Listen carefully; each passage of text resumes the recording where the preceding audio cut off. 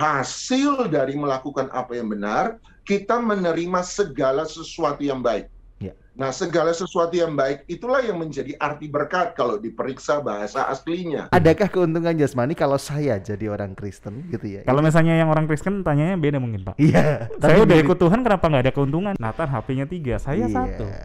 Ya kan berkat Tuhan nih Pak ya. Jadi ini sebenarnya sebelumnya ini cuman gimmick ya. Saya nggak sombong. Saya jadi gak enak nih soalnya bukan Nathan banget. Jadi ini ceritanya ya ini HP dikasih pendengar. Bukan, itu HP-nya Batra, Pak. Bapak mah nggak bisa disuruh rundingan, nggak bisa anu nih. Ini jemaat nih. Terus jemaat pendengar.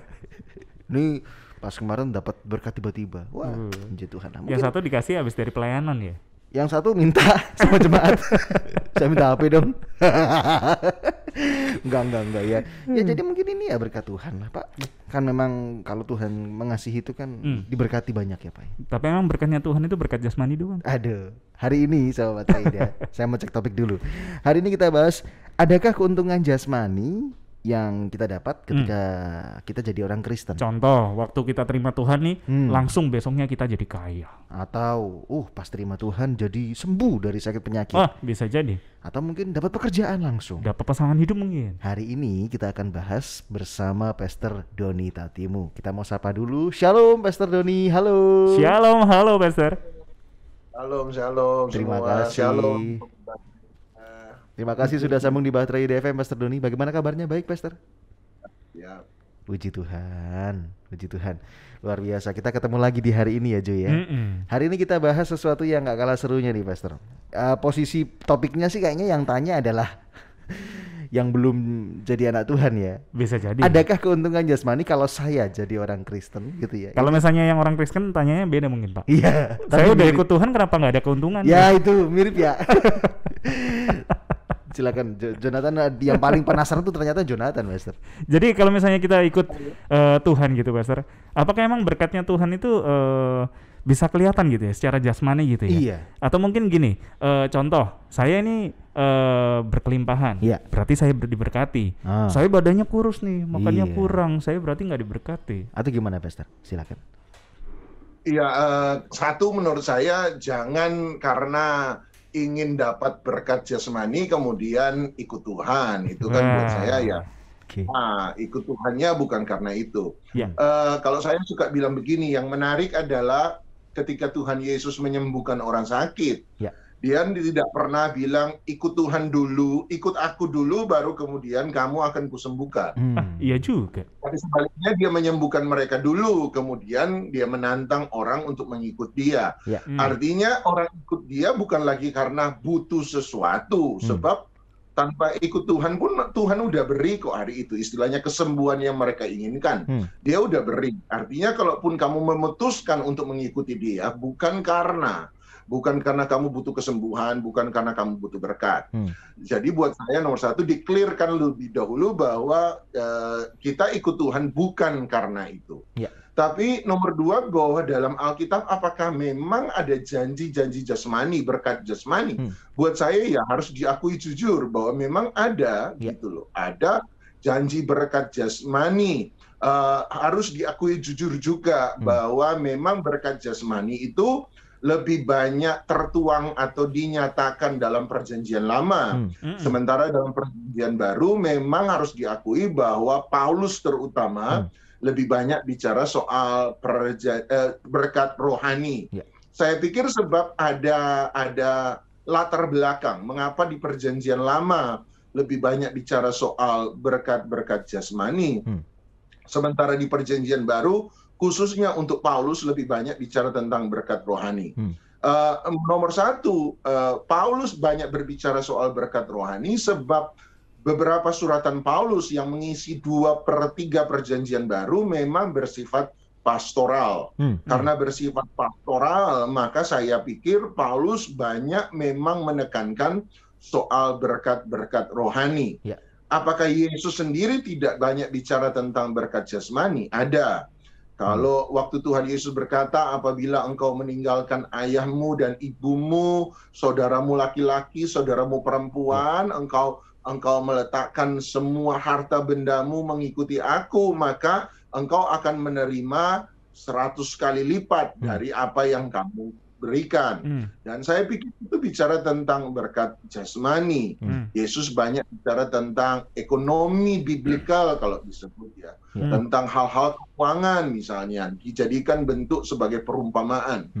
Sementara di perjanjian lama harus diakui memang ada banyak berkat jasmani. Tetapi buat saya begini, sebab dalam paradigma orang Yahudi, sebenarnya tidak ada pemisahan dikotomi seperti yang dipunyai oleh orang Yunani. Orang Yunani memisahkan antara jasmani dan rohani. Sementara orang Yahudi tidak memiliki dikotomi itu, tidak memiliki pemisahan itu. Bagi orang Yahudi, ya semua itu holistik, semua itu ya rohani. Jadi ketika kamu benar-benar taat kepada Tuhan, mengikuti perintah Tuhan, maka kita melakukan apa yang benar, dan karena melakukan apa yang benar, hasil dari melakukan apa yang benar, kita menerima segala sesuatu yang baik.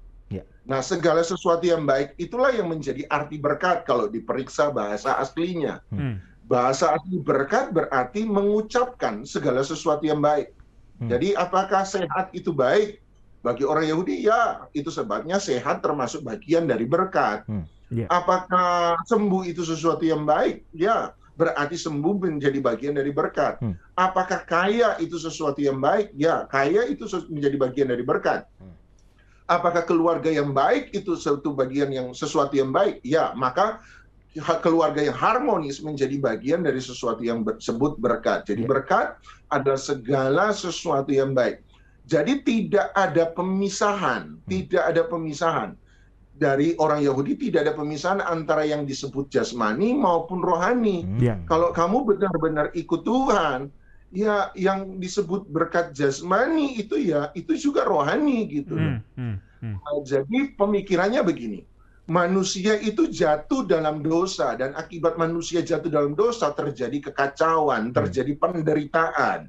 Oleh sebab itu, kalau manusia dikembalikan pada jalannya Allah, kepada hikmatnya Allah, maka manusia akan menemukan yang baik. Itulah yang kemudian bagi orang Yahudi disebut sebagai berkat. Nah, saya percaya perspektif Yahudi ini diteruskan kepada kita yang membaca Alkitab, sebab memang kekristenan berasal dari perspektif itu. Jadi buat saya adalah kita melihat, oh iya, kalau saya jujur dalam pekerjaan, saya benar dalam pekerjaan, saya bersyukur dalam kehidupan, saya melakukan semua perintah Tuhan, maka hasil dari melakukan perintah Tuhan adalah saya menemukan sesuatu yang baik. Sekali lagi, saya garis bawahi. Jadi berkat jasmani maupun rohani bukanlah ukuran seseorang ikut Tuhan. Jadi bukan dijadikan standar. Oh, kalau kamu kaya berarti kamu sungguh-sungguh ikut Tuhan. Kalau kamu miskin, enggak. Itu bukan ukurannya, bukan standarnya. Tetapi berkat jasmani maupun rohani itu adalah hasil dari pengiringan kita kepada Tuhan. Kalau saya hidup benar, maka saya akan menemukan sesuatu yang baik. Sesuatu yang disebut berkat atau yang disebut shalom. Shalom itu kan artinya bukan damai sejahtera. Nomor satu, arti shalom dalam bahasa Ibrani berarti utuh. Jadi memang segala sesuatunya utuh, dipulihkan. Segala sesuatu itu apa? Jasmani maupun rohani. Menurut saya begitu. Garis bawahi mengikut Tuhan dengan benar. Iya. Jadi bukan mengikut karena motivasi pengen berkat ya. Itu hati-hati nih Sobat Raida.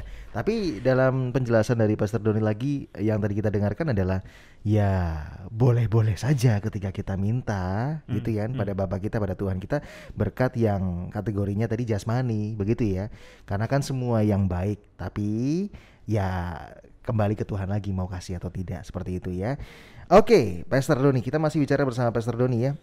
Kita mau kulik beberapa ayat nih Pastor Doni. Saya tertarik sekali untuk membahas supaya kita ini juga ngerti gitu ya. Oh ternyata ini bicara tentang berkat jasmani atau tidak. Mazmur 23 ayat 5 Pastor. Daud berkata, Engkau menyediakan hidangan bagiku di hadapan lawanku, Engkau mengurapi kepalaku dengan minyak, pialaku penuh melimpah. Apakah di sini maksudnya hidangan itu berkat jasmani Pastor? Atau gimana?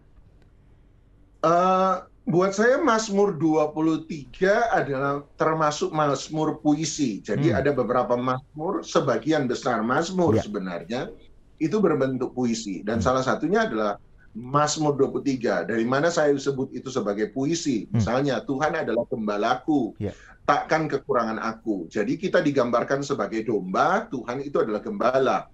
Apakah saya benar-benar domba? Ya jawabannya enggak lah, manusia kita ini. Iya kan?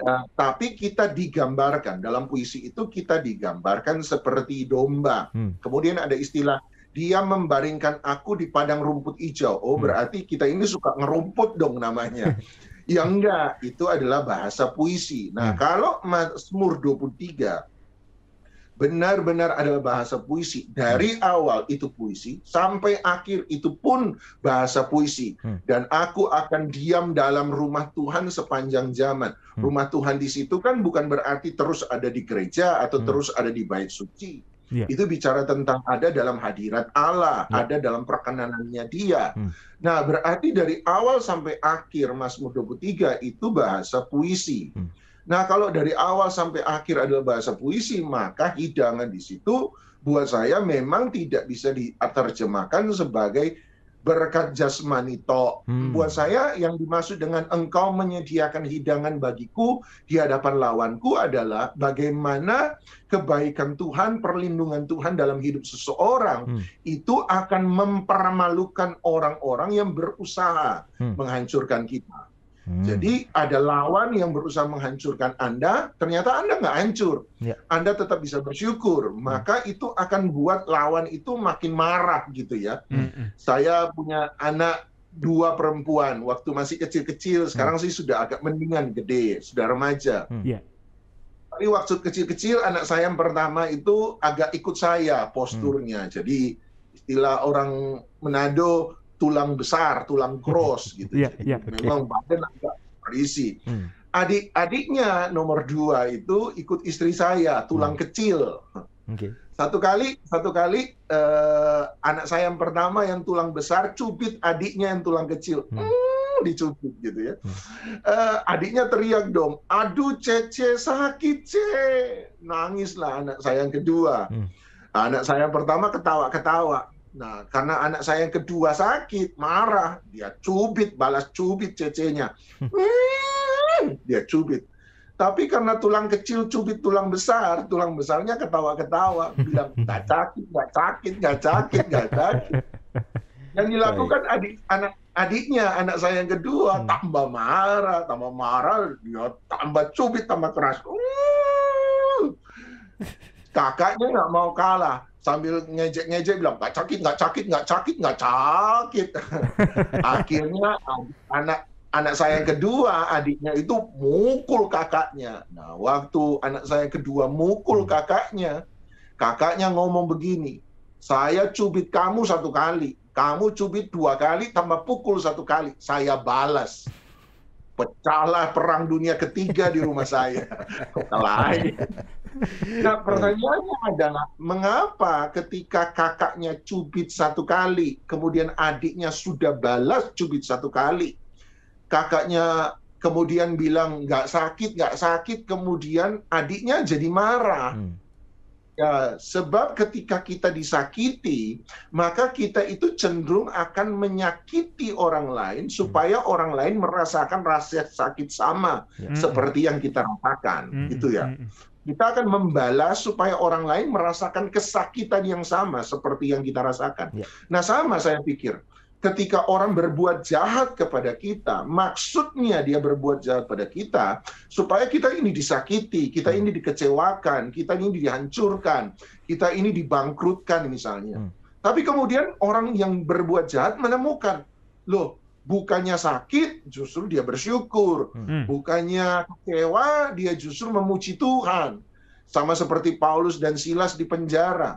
Bukannya dihancurkan, tetapi justru bisa bertahan, bahkan kemudian kehidupannya menjadi lebih baik. Maka itu akan membuat mereka menjadi lebih marah. Dan saya pikir itu yang Tuhan lakukan. Dia menyediakan hidangan di hadapan lawanku supaya mereka itu dipermalukan. Bahwa semua perbuatan mereka kepada anak-anak Tuhan, kepada orang benar, itu tidak memberi dampak seperti yang diinginkan, tetapi justru memberi dampak yang terbalik dari apa yang mereka inginkan. Baik. Jadi Mazmur 23 apakah diterjemahkan melulu berkat jasmani? Saya tidak akan melakukan itu, sebab itu adalah mazmur puisi. Jadi harus diterjemahkan dalam arti puisi yang sesungguhnya. Oke. Baik. Bagaimana dengan Mazmur 37 ayat 25, Pastor?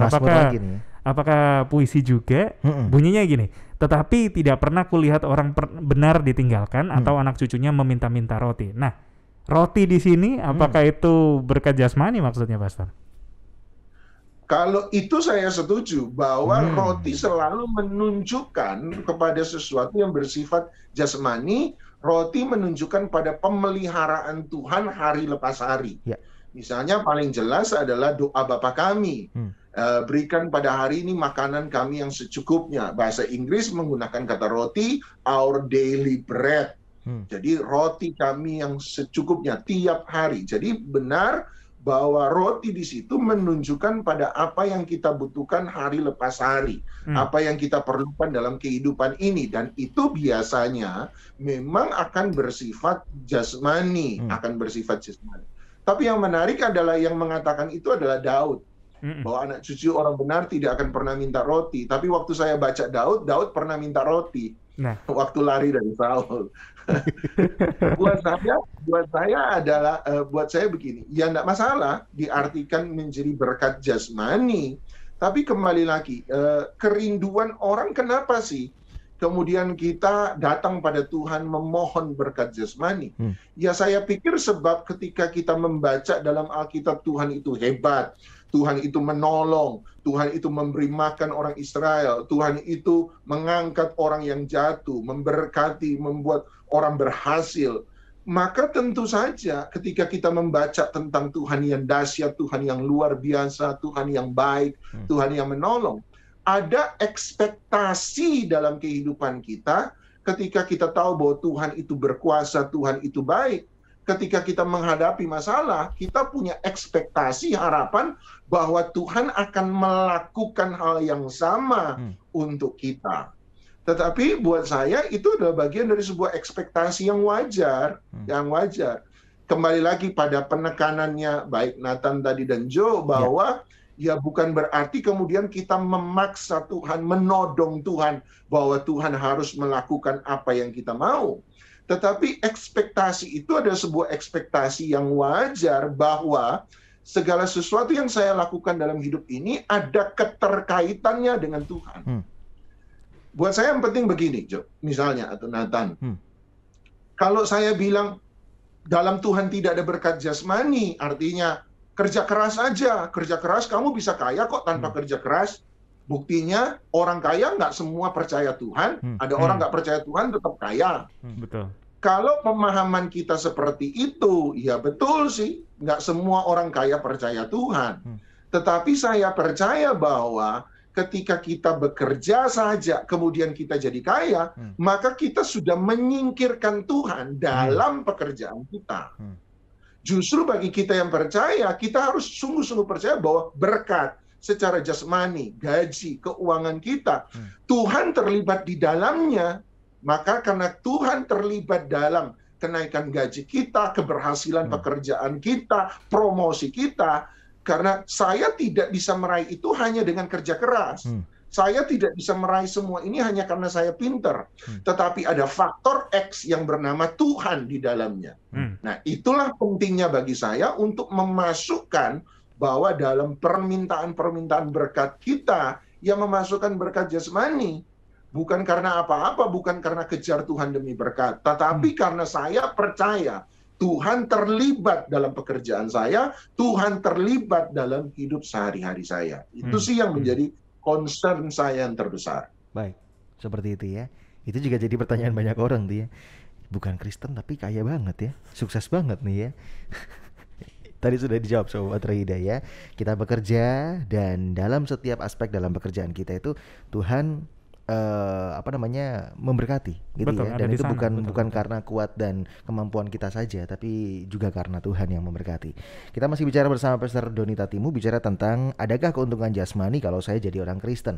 Sebagai kesimpulan, Pastor, adakah keuntungan jasmani ketika saya jadi orang Kristen? Silakan, Pastor. Saya mungkin sekali lagi menggunakan kata berkat dalam arti ini. Berkat buat saya segala sesuatu yang baik, maka segala sesuatu yang baik ya bukan hanya rohani, tetapi jasmani. Karena mengikuti perspektif Alkitab orang Yahudi bahwa memang dunia manusia bukan dunia dikotomi, dunia terpisah dua. Tuhan hanya melulu soal spiritual, rohani, sementara di luar itu, di luar Tuhan adalah segala sesuatu yang berbentuk jasmani. Jadi seakan-akan pekerjaan kita nggak ada hubungannya dengan Tuhan. Seakan-akan pencapaian politik kita nggak ada hubungannya dengan Tuhan. Seakan-akan hidup warga negara kita nggak ada hubungannya dengan Tuhan. Saya percaya bahwa semuanya terhubung dengan Tuhan, semuanya holistik. Bahasa Ibraninya shalom, semuanya tergabung menjadi satu. Oleh sebab itu dalam Alkitab saya tetap percaya bahwa memang ada janji-janji berkat jasmani. Tetapi sekali lagi, berkat jasmani jangan dijadikan ukuran dari pengiringan, pengikutan kita kepada Tuhan. Bukan berarti kita kaya, karena oleh sebab itu kita berkenan pada Tuhan. Oh, karena kamu miskin, maka kita ini buat sesuatu dosa pada Tuhan. Tidak ada hubungannya. Berkat jasmani buat saya kecukupan, berkat rohani itu bicara tentang bagaimana kita mengikuti Tuhan dengan benar. Kalau benar-benar ikut Tuhan dengan benar, melakukan firman Tuhan dengan benar, saya percaya bahwa hasil dari mengikuti Tuhan. Jadi bukan ukuran. Hasil dari meluruskan cara kita bekerja, meluruskan cara kita hidup, menyesuaikan dengan firman Tuhan adalah kita menemukan keberhasilan yang baik. Kita menemukan sesuatu yang baik. Mendapatkan sesuatu yang baik dari kebenaran itu sendiri. Sekali lagi, ada banyak orang berkata, oh, nggak harus ikut Tuhan, kamu bisa kaya kok, asal bekerja keras, asal berani ambisi, bla bla bla bla bla. Buktinya ada orang kaya tanpa ikut Tuhan. Setuju. Ada orang yang kaya di dunia ini tanpa percaya pada Tuhan. Tetapi bukan berarti kalau kita mengikut Tuhan, kita menjadi kaya, kemudian kita menyingkirkan Tuhan dalam kehidupan kita. Enggak. Saya percaya bahwa dalam kerja keras betul orang berhasil. Tetapi sebagai orang yang percaya, kerja keras bagi saya tidak cukup. Kerja keras butuh hikmat, butuh pintar, tetapi yang paling penting, saya butuh Tuhan dalam pekerjaan saya. Tuhan harus terlibat dalam urusan pekerjaan saya. Tuhan harus terlibat dalam urusan rumah tangga saya. Tuhan harus terlibat dalam masa depan saya. Sehingga ketika saya berhasil, saya tidak bisa menyingkirkan Tuhan dari semua keberhasilan saya. Saya bisa berkata, oh semua keberhasilan ini karena anugerah Tuhan. Sebab saya melibatkan Tuhan dalam pekerjaan saya. Saya melibatkan Tuhan dalam rumah tangga saya. Ya, Sobat Bahtera Yuda, sekali lagi, menggarisbawahi, jangan ikut Tuhan karena berkat jasmani. Tidak. Saya ikut Tuhan karena Dia.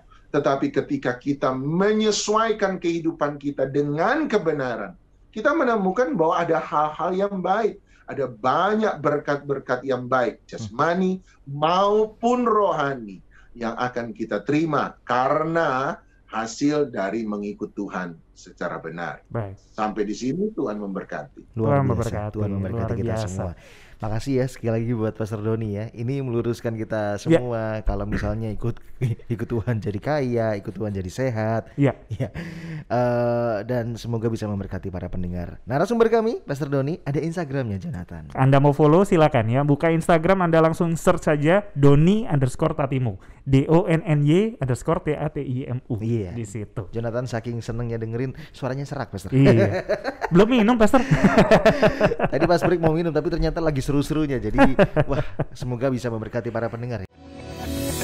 You are listening to pujian terbaik yang memberkati. 96.4 Bahtera Yuda FM. The sound of faith, hope, and love.